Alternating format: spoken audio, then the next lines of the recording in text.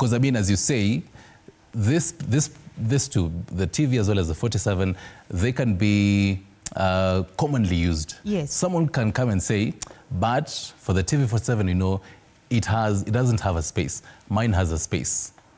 Do you look at some of these very subtle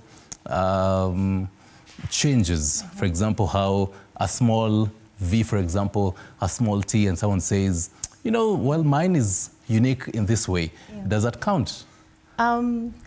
Excellent question. Okay. Because when we are looking at whether this trademark is different, as you've said, the spacing, we look at whether the differentiation of that space would be, you know, it's sufficient enough to distinguish. As I've said, the key element when I was defining a trademark, it must distinguish one product from the other, one service from the other. Yes. So when we look at TV and there's a space, we look at the average consumer. So this is how we analyze who would be using these services. Okay. Are they able to note the spacing and be able to differentiate on that basis? Okay. So I said it is identical. The law says that the registrar should not register anything that is identical or confusingly similar.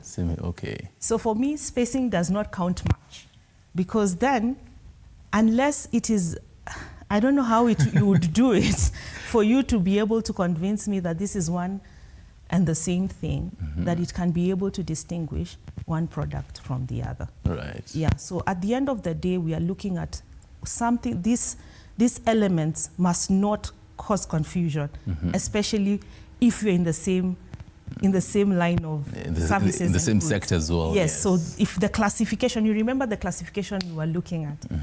For instance, for TV 47, if it's entertainment or within class 41, you know, then we will classify you there. So anything within that class, we will find all those TV and radio stations. And the spacing does not count. There are other aspects that you can add to it. For instance, a color that can distinguish it, a logo that can distinguish it, use of microphones are common features. You know, use of, those are things that I've said that you have to disclaim within that class of goods. Right. Because then, most often than not, people will be using a microphone within this class of... most definitely. Yes, and the word TV as well is not distinctive. And particularly, not even in the country as well, because globally, because here it's just boxed to the country as much, but then now globally, you had told us earlier that for a foreigner who wants to again register in the country, so how about if, for example, they had a similar name and they have other branches in different parts of the country and they want to register in Kenya and they have a similar name as well?